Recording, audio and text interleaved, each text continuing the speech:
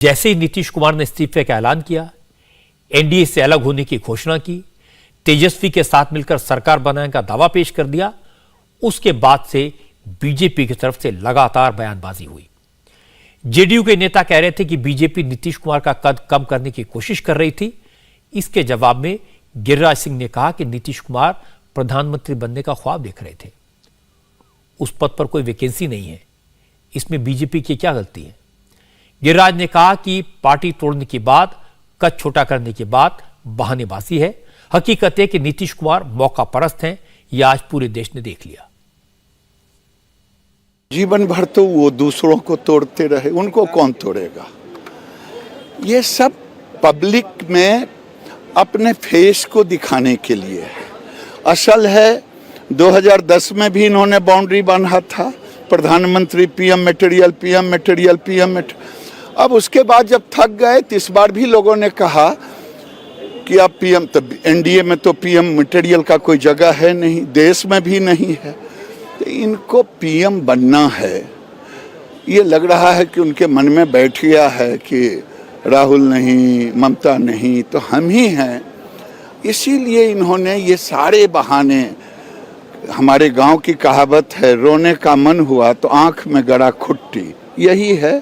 कोई इनके साथ कुछ नहीं हुआ है। वो कह रहे हैं कि बिहार में भी धर्म के नाम पे बांटने की कोशिश शुरू हो गई थी, उनको बड़ा दुख हो रहा था। अरे बाप रे बाप, बड़ा दुख हो रहा था, बहुत दुख हो रहा था। ये दुख उनको किसी से कोई दुख नहीं है, वो उनको दुख है कि हम पीएम कैसे बनेंगे। नीतीश कुमार के नए दोस्त तेजस्वी यादव ने उनको डिफेंड किया, सबसे अनुभवी नेता बनाया, लेकिन बीजेपी ने आज जबरदस्त हमला किया। नीतीश कुमार जैसे ही गवर्नर से मिलकर बाहर निकले, रविशंकर प्रसाद, राधा मोहन सिंह, अश्विनी चौबे जैसे तमाम नेता दिल्ली से पटना पहुंच गए। पटना में बीजेपी की कोर कमेटी की मीटिंग हुई। उसके बाद रविशंकर प्रसाद ने कहा कि नीतीश लोकसभा चुनाव में नरेंद्र मोदी के नाम पर जीते, विधानसभा का चुनाव मोदी के नाम पर जीते, बीजेपी से आधी सीटें होने के बाद भी चीफ मिनिस्टर बने। लेकिन अब नीतीश कुमार कह रहे हैं कि बीजेपी उनके खिलाफ साजिश कर रही है। यह एहसान फरामोशी नहीं तो और क्या है। बिहार में मैंडेट किसके नाम पर मिला था? उनके नाम पर नहीं, नरेंद्र मोदी जी के नाम पर। इतना उन्होंने सघन प्रचार किया था, आप लोग भी प्रचार करने आई थे। तो आज एकाएक उन्होंने अपने को बदल दिया। 19 में लोकसभा का चुनाव हुआ, जीते किसके नाम पर? मोदी जी के नाम पर। पहले तो वो लड़े थे, तो जीते नरेंद्र मोदी के नाम पर। 15 में भी जीते किसी और के साथ, तो 17 छोड़ दिया। तो अब बिहार को कहां धकेल रहे हैं वो, और अगर आज जोहनी के साथ जा रहे हैं तो 17 में छोड़ा क्यों था? इस तरह के राजनीतिक स्वार्थ के जो फैसले होते हैं, आगे आगे देखिए होता है। जो बात रविशंकर प्रसाद आज कह रहे हैं, हूबहू वही बात इससे भी ज्यादा तल्ख अंदाज में लालू यादव ने 5 साल पहले कही थी नीतीश कुमार के बारे में। आज लालू यादव का वो ट्वीट काफी वायरल हो रहा है, जिसमें लालू यादव ने नीतीश कुमार को सांप बताया था। लालू ने 3 अगस्त 2017 को ट्वीट किया था, जिसमें उन्होंने कहा था कि नीतीश कुमार केंचुल वाला सांप है जो केंचुल बदलता है, हर 2 साल में नया चमड़ा धारण कर लेता है। अब किसी को कोई शक है क्या? यह उस वक्त की बात है जब नीतीश कुमार महागठबंधन छोड़कर बीजेपी के साथ चले गए थे। बिल्कुल इसी तरह का माहौल था। नीतीश इस्तीफा देकर राजभवन पहुंचे और कुछ ही देर बाद बीजेपी के नेताओं के साथ सरकार बनाने का दावा पेश करने के लिए राजभवन पहुंच गए थे। आज नीतीश ने बिल्कुल वही रिपीट किया। इसीलिए आज बीजेपी ने कहा कि नीतीश कुमार ने पीठ में छुरा भोंका, विश्वासघात किया, बिहार की जनता के साथ धोखा किया। 2020 के चुनाव में एनडीए गठबंधन के तहत हम सबों ने चुनाव लड़ा था, और जो मेजॉरिटी और मैंडेट था वह एनडीए में भाजपा और जनता दल यूनाइटेड को जनता ने मैंडेट दिया था। हम 74 सीट जीतने में कामयाब हुए थे। उसके बावजूद भी माननीय प्रधानमंत्री जी ने और माननीय गृह मंत्री जी ने जो वादा किया था, हमने उस वादे का पूर्णतः पालन किया और माननीय नीतीश कुमार जी इस एनडीए गठबंधन के मुख्यमंत्री बने। आज जो कुछ भी हुआ है वह बिहार की जनता के साथ और भाजपा के साथ धोखा है। 2005 के पहले की जो सरकार थी उसके विरुद्ध का मैंडेट था कि यह प्रदेश शांति चाहता है, यह प्रदेश विकास चाहता है। 2017 की जो परिस्थितियां बनी थी वह खुद वो बताएं कि उस भ्रष्टाचार में क्या अंतर आ गया, उस बातों में क्या अंतर आ गया। बिहार की जनता निश्चित तौर पर इसके लिए उनको सबक सिखाएगी। अब मैं आपको बीजेपी के एक और लीडर और केंद्र सरकार में मंत्री अश्विनी चौबे की बात सुनवाता हूं। उन्होंने नीतीश कुमार पर सवाल उठाए। अश्विनी चौबे ने कहा कि नीतीश ने हर सगे को ठगा है, उन्हें सिर्फ सत्ता से प्यार है, सत्ता के लिए वो कुछ भी कर सकते हैं। नीतीश कुमार जी ने इनको कुछ भी नहीं चाहिए, इनको सत्ता सुख, सिर्फ और सिर्फ सत्ता सुख भोगने का जो सुख इनको बीजेपी के साथ आज तक मिला है, ये जनता के साथ इन्होंने अन्याय किया है। जनता के पाप का प्रायश्चित इनको भोगना पड़ेगा। इनको पूछिए कि कब ये मुख्यमंत्री अपने बल से बने थे। अरे जिसने जौहर साहब को भी, जौहर साहब ने अटल जी को कहा कि इनको मुख्यमंत्री बना दीजिए, तो जॉर्ज को नहीं छोड़ा इन्होंने। जिसने सगे को ठगा वो सबको ठगता है। और ये ठगबंधन में बनाने का फिर से जो इनका साजिश है, बिहार की जनता इस ठगबंधन को कभी भी कबूल नहीं करेगी। बीजेपी की तरफ से सबसे इंटरेस्टिंग बात कही नितिन नवीन ने। उन्होंने कहा मोदी बिहार को एलईडी युग की तरफ ले जा रहे थे, अब नीतीश कुमार फिर लालटेन युग में ले जाएंगे। ये बिहार के लोगों का दुर्भाग्य है कि चीफ मिनिस्टर ने उनके साथ धोखा कर दिया। नीतीश कुमार ने बिहार को फिर से उस जंगल राज की दौर में ले जाने का काम किया। जो बिहार को हम लोग एलईडी युग में ले आ रहे थे, उस बिहार को फिर से लालटेन युग में ले जा रहे हैं। इस्तीफा देने जाते हैं राजभवन और पीछे के दरवाजे से निकल जाते हैं राबड़ी आवास। तो दिन के उजाले में पीछे के दरवाजे से कब कौन निकलता है?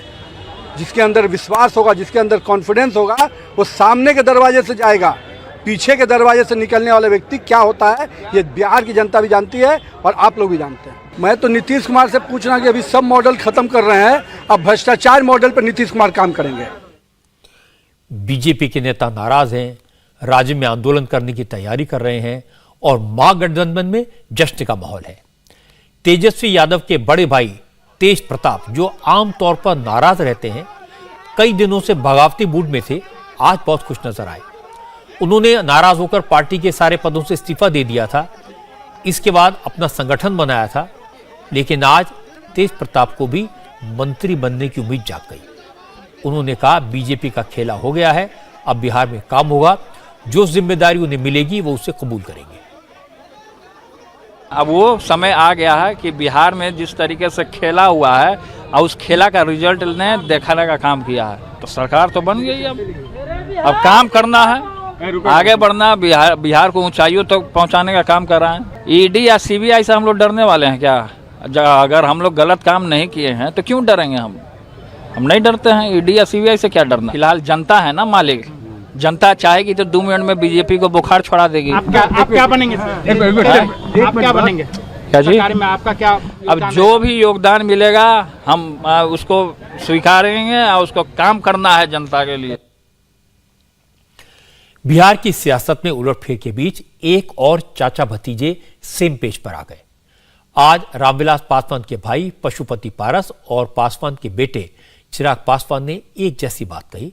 दोनों का नीतीश ने गलत किया, वो मोदी के साथ हैं और मोदी के साथ ही रहेंगे। जो भी हो, लेकिन ये अच्छा नहीं हुआ। पूर्व में भी इसका एक्सपेरिमेंट हो चुका है।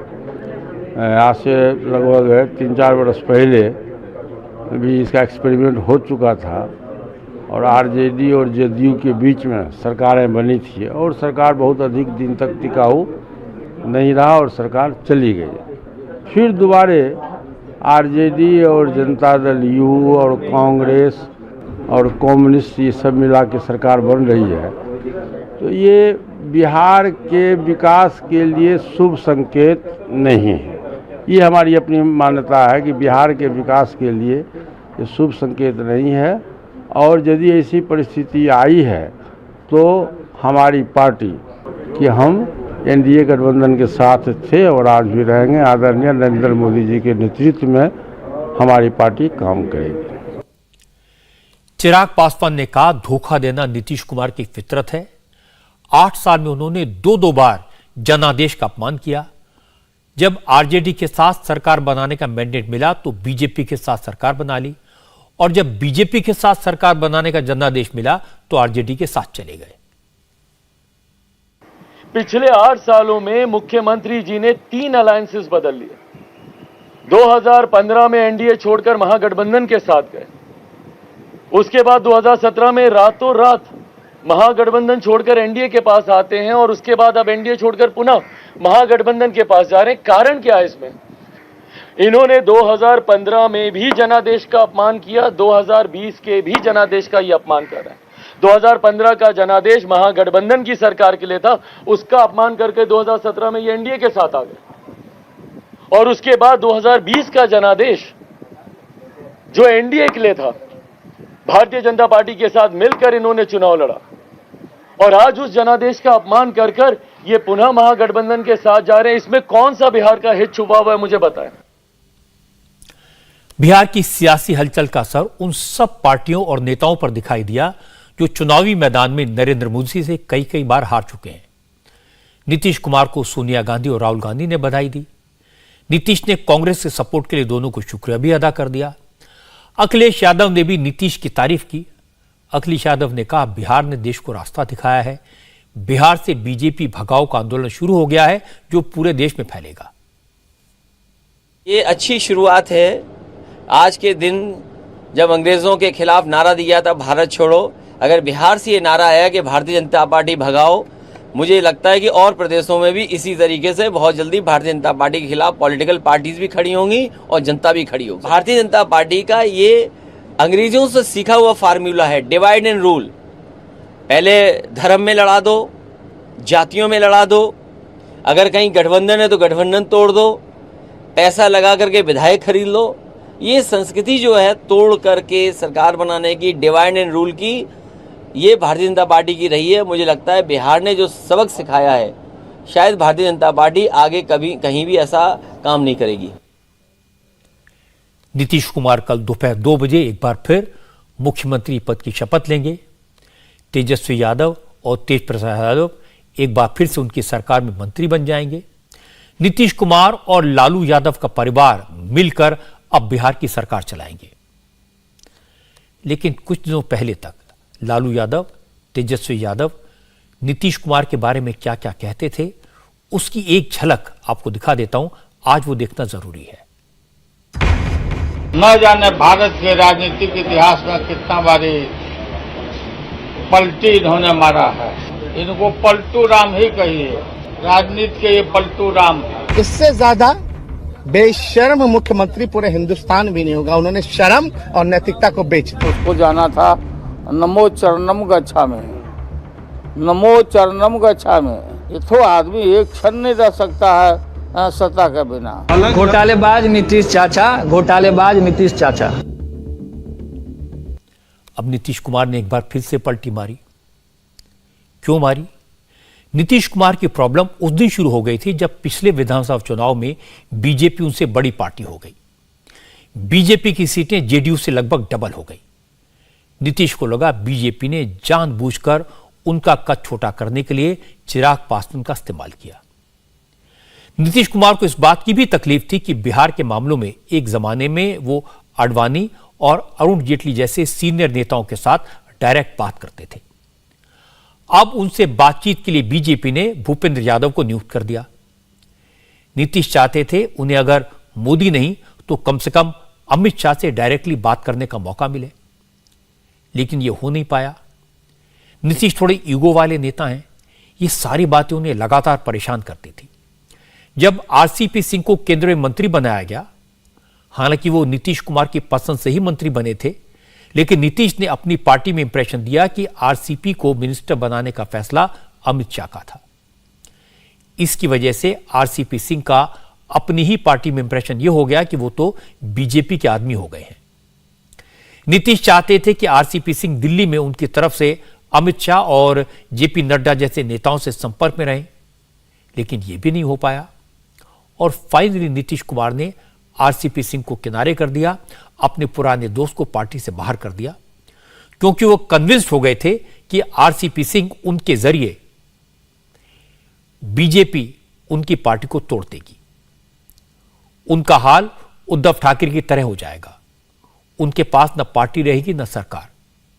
इस शक और शुबा ने नीतीश कुमार की रातों की नींद उड़ा दी, उनको इतना परेशान कर दिया कि वो तेजस्वी यादव के पास चले गए, जो उन्हें बेशर्म और पलटू कहते थे। मतलब साफ है, बिहार में सरकार सिर्फ नीतीश कुमार के शक के कारण बदली है, वरना उनकी कुर्सी कोई खतरा नहीं था। अब सवाल यह कि तेजस्वी ने नीतीश को चीफ मिनिस्टर की कुर्सी पर क्यों बिठाया? अपने पास दोगुने विधायक होने के बाद भी नीतीश को लीडर क्यों मान लिया? और जिस आरजेडी पर करप्शन के इल्जाम लगाकर नीतीश ने गठबंधन तोड़ा था, अब उसके साथ मिलकर फिर से सरकार क्यों बनाई? असल में पटना में जो हुआ उसमें नीतीश और तेजस्वी दोनों का फायदा है। दोनों सत्ता के लिए डेस्परेट थे। नीतीश कुमार अपनी आखिरी पारी खेल रहे हैं और तेजस्वी की पारी अभी शुरू हुई है। तेजस्वी मानते हैं कि बिहार में पलटी मारने से, करप्शन के इल्जाम होने से, अपनी बात बदलने से खास फर्क नहीं पड़ता। उनका विश्वास है कि बिहार में आज भी चुनाव जातिगत समीकरण के आधार पर जीता जाता है, और जो काफी हद तक ठीक है। और इस समय जाति के समीकरण नीतीश, तेजस्वी और उनके साथ आए दलों के पक्ष में दिखाई देते हैं। इसीलिए बीजेपी को इस बात की चिंता है कि 2024 के इलेक्शन में वो अपनी सीटें कैसे कायम रखे। इंडिया टीवी हर वक्त हर जगह डाउनलोड करने के लिए सर्च करें India TV news Google play store या ऐप स्टोर पर।